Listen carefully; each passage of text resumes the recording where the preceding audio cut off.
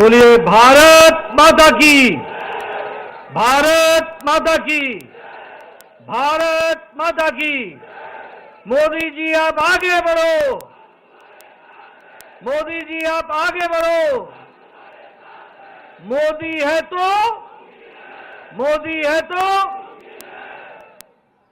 आज के इस विजय श्री के आभार कार्यक्रम में मंच पर उपस्थित हम सबके यशस्वी प्रधानमंत्री आदरणीय श्री नरेंद्र मोदी जी, हमारे रक्षा मंत्री श्री राजनाथ सिंह जी, गृह मंत्री अमित भाई शाह जी और यहां इतनी बड़ी संख्या में एकत्र आए देवी और सज्जनों, मीडिया के मेरे साथी और करोड़ों लोग जो इस समय डिजिटल दुनिया के माध्यम से जुड़े हैं, आप सब की ओर से आज के इस आभार कार्यक्रम में और विजयश्री के कार्यक्रम में मैं अपनी ओर से और आप सब की ओर से आदरणीय प्रधानमंत्री जी का हार्दिक अभिनंदन करता हूं, स्वागत करता हूं।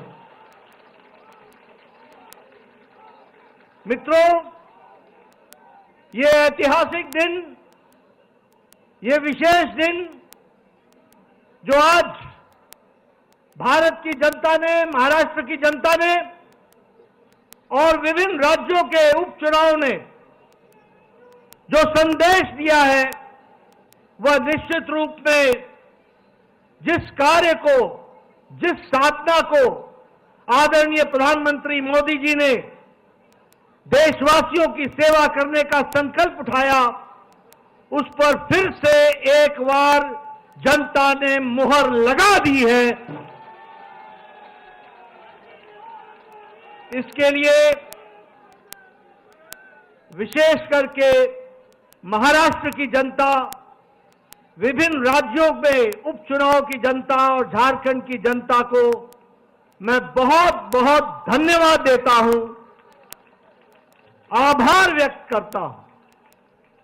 मित्रों, जब मैं प्रधानमंत्री जी का अभिनंदन कर रहा हूं और आज सवेरे जब नतीजे आने शुरू हुए, तो हमें यह भी ध्यान में रखना चाहिए कि कल ही प्रधानमंत्री जी अपने 5 दिन की यात्रा में नाइजीरिया, ब्राजील और गयाना से होकर के आए हैं और दुनिया में, देश में, दुनिया में आदरणीय प्रधानमंत्री जी ने अपनी छाप छोड़ी।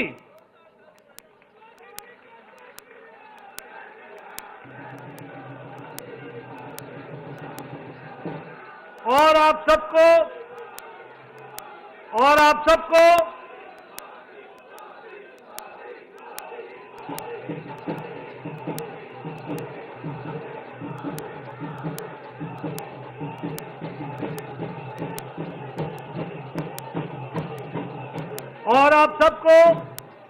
जानकर यह खुशी होगी कि नाइजीरिया ने और गयाना ने आदरणीय मोदी जी को अपने सर्वोच्च सम्मान के साथ उनको सम्मानित किया है। यह हम सब के लिए गर्व की घड़ी है, गर्व का पल है, जब अंतर्राष्ट्रीय जगत में आदरणीय प्रधानमंत्री मोदी जी की छवि और भारत की छवि को जो मोदी जी ने दुनिया में पहुंचाया है, उसको दुनिया ने भी माना है और उसको सराहा है।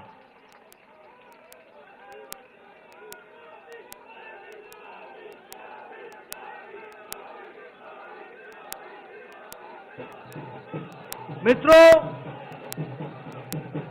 ये जो जीत पिछले आज के दिन महाराष्ट्र में मिली, उपचुनाव में मिली और पिछले दिनों जो हरियाणा में मिली, उसने ये तय कर दिया कि जिस बात को प्रधानमंत्री जी ने रखा, विकासवाद, गांव, गरीब, वंचित, पीड़ित, शोषित, दलित, महिला, युवा, किसान, इनको मुख्य धारा में शामिल करके आगे देश को ले जाना है, इस पर फिर से जनता ने मुहर लगा दी है।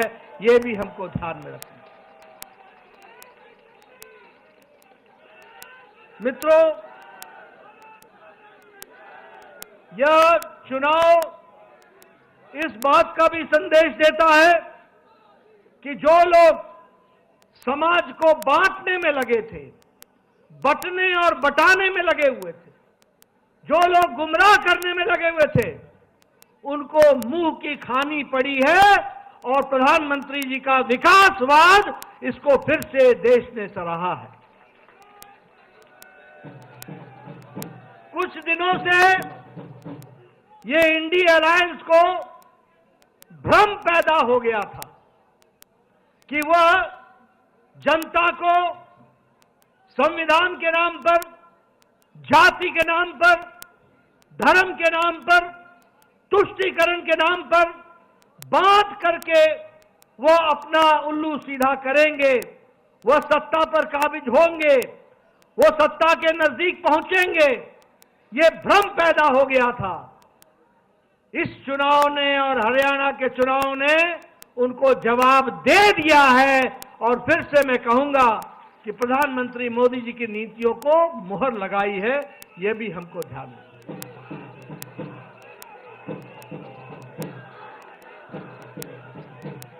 मैं यहां यह भी बताना चाहता हूं कि महाराष्ट्र का चुनाव, महाराष्ट्र का जनादेश हमें और यह भी हमको स्पष्ट बताता है कि महाराष्ट्र का जनादेश न कि सिर्फ हमको 2024 में मिला, जनादेश हमको 2019 में भी मोदी जी के नेतृत्व में मिला था। लेकिन उस समय उद्धव ठाकरे जी की सत्ता के प्रति लोलुपता, मोह और अवसरवादिता ने उस समय पीछे धोखा देकर उस जनादेश का निरादर किया था। और आज महाराष्ट्र की जनता ने फिर से आदर देकर के, उनको धक्का दिखा करके यह संदेश दे दिया है कि जनता मोदी जी के साथ है, महायुति के साथ है, भारतीय जनता पार्टी शिवसेना के साथ है और हमारे एनसीपी के साथ है। मित्रों, आंकड़े ये भी बताते हैं कि अगाड़ी को, ये जो महाअगाड़ी थी, इसको भी संदेश दे दिया है।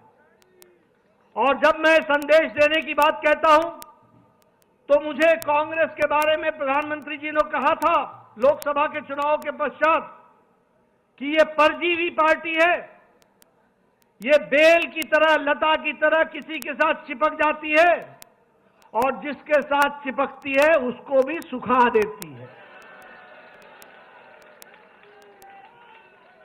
इस चुनाव ने तो कांग्रेस पार्टी को खुद तो सुखाया ही सुखाया, परजीवी को, दूसरे को भी सुखा दिया। और जो अगाड़ी के नतीजे हैं वो इस बात को प्रमाणित करते हैं परजीवी के बारे में। मैं यहां यह भी बताना चाहता हूं कि प्रधानमंत्री जी, आपके नेतृत्व में एक नया शब्द इजाद हुआ जिसे राजनीति में, जिसका उपयोग पिछले 70 साल नहीं हुआ था, क्योंकि 70 साल तक हम एंटी इनकम्बेंसी सुनते थे। आज हम प्रो इनकम्बेंसी सुन रहे हैं। और जब हम प्रो इनकम्बेंसी की बात कहते हैं तो गुजरात में 3 दशक तक कमल खिला है, कमल खिला है, कमल खिला है। मध्य प्रदेश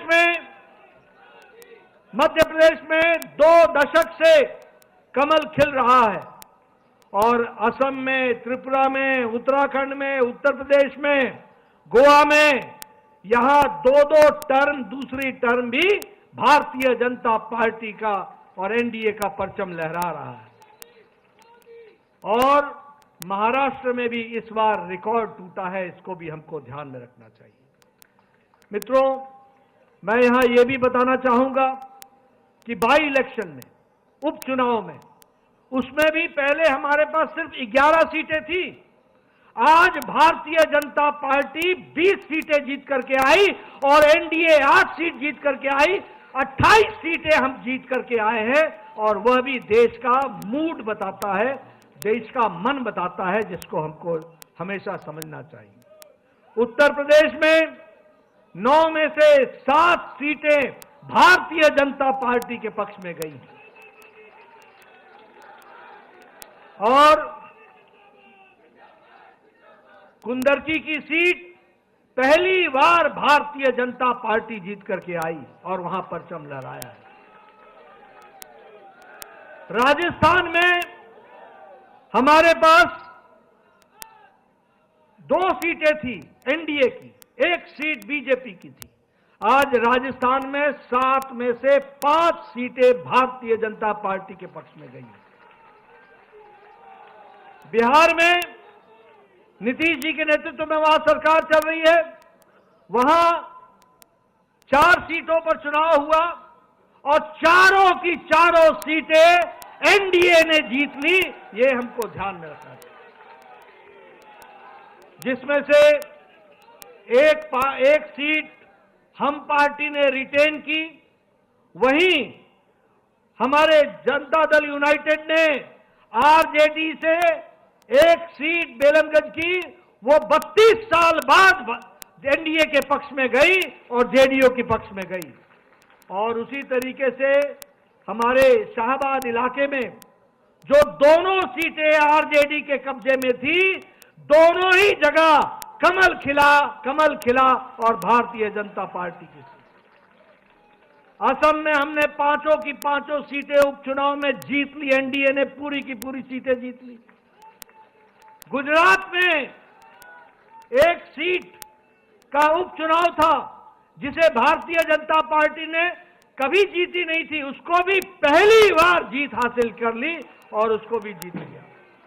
मध्य प्रदेश, छत्तीसगढ़ और उत्तराखंड में हमने अपनी 1-1 सीट रिटेन कर ली और इसी तरीके से हम ये कह सकते हैं कि सारी ताकत लगाने से, जो आप लोगों के सहयोग से यह जीत हम सब लोगों को हासिल हुई है।